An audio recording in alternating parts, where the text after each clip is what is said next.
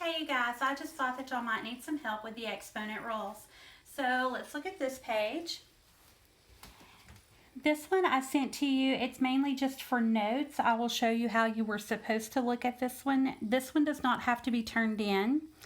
And this one also does not have to be turned in because apparently you cannot color on the computer. So don't worry about doing this one. If you will do this one, I am going to put it into Google Classroom, just 1 through 10. And to put the answers, you're going to give the color that matches. So I'll put this in Google Forms and you can answer that way, or you can just put your answers on here and send me a screenshot or picture of it. Or of course, if you don't have internet access, then you can just put this in with the packets that you turn in. Make sure that you put your name, my name, and algebraic reasoning at the top. Okay, so on this one, let's look at what we're asked to do. This is kind of blurry, but it says 2 to the second power times 2 to the third power. And then it shows you that 2 to the second means 2 times 2 times 2 to the third, which means 2 times 2 times 2. And then they say rewrite that in exponential form. So how many 2's are there? So there's 1, 2, 3, 4, 5. So you would write 2 to the fifth. And that's it. And so if we look at some of these others, let's look at number 4, for example. So it would be 5 squared, so that's 5 times 5. Times 5 to the fourth, so we write 5 4 times. Times 5 to the third, so we write 5 3 times. And then we count how many 5's do we have. So 1, 2, 3, 4, 5, 6, 7, 8, 9. So it's 5 to the 9th. This is just showing you, if you look at all of these, it's just showing you the step-by-step way to find the exponent answers, instead of following like the rules or the algorithms that we have in place to find them. So when we did this before, instead of saying that 5 to the third times 5 squared, instead of writing that all out to be 5 3 times 5 2 times, and then deciding that there were 5 of them, we said that the rule when multiplying, so if we're going to multiply, the rule is you add exponents.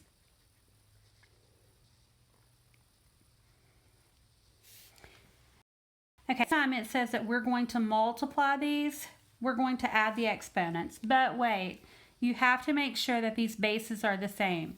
So if it's 4 squared and 5 to the third, you can't just add exponents. So you would have to calculate what is 4 squared, 16. What is 5 to the third, 125. So then you would have to do 16 times 125. I don't know what that is. Use your calculator on your phone. So you would just have to calculate. We're going to add the exponents. If the bases are the same, we add exponents when we multiply. So what if we're not multiplying? What if we're dividing? So if we are dividing and we have, so like 5 to the third over 5 squared, what does that mean? Well, that simply says that we are going to do the opposite. So we're not going to multiply, says add. So we're not going to add, we're going to subtract our exponents. Remember that we think of dividing as kind of undoing multiplication. And so subtraction is also the inverse or opposite of addition. So we're going to opposite. So we would say, okay, the bases are the same. They're both 5.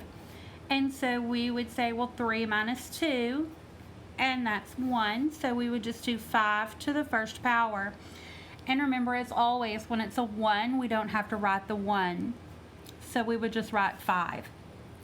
But now dividing is a little bit tricky. So if you divide, and let's say it's 5 to the 4th over 5 to the 6th, when we subtract, we will have 5 to the 4 minus 6. And so 4 minus 6 is going to give us a negative number. So we just think, okay, well, 6 minus 4 is 2, and it's negative. But, you know, in math, we can't leave it like that because we mathematicians think that that's not pretty. So we have to rearrange this so that it's not going to make it negative. And to do that, we're just going to make it as a fraction, and this negative says this is on the bottom. 1 is our numerator, and our 5 squared becomes our denominator. So that's the only tricky part, is that if you subtract them and you end up with a negative, put a 1 on top. Multiply, divide, and then there's a power to a power.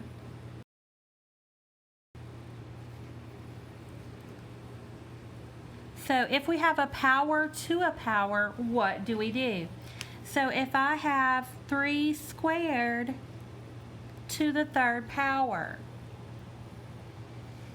then how do we look at that one? Well, on the paper that I told you that was just for notes, then we would put this in 3 groups of whatever this is, right? Because this says multiply the same thing times itself 3 times. So we need to look at what this is. So that's 3 times 3. And we would do that 3. So 1 time, 2 times, 3 times, and each time we're multiplying in between, because that's what that to the 3rd power means. So we do each one of these. Well, that just means we're doing 3, 1, 2, 3, 4, 5, 6, 3 to the 6th.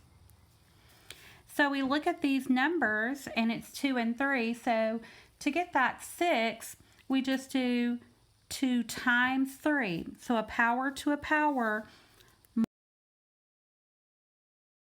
multiply.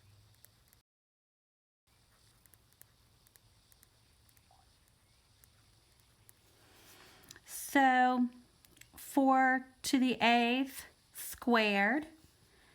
All you're going to do is multiply your exponents. Your base always stays the same. That can't change. So 4 to the 8th squared. So 8 times 2 is 16. I hope this helps you. Let me know if you need more help. Thank you.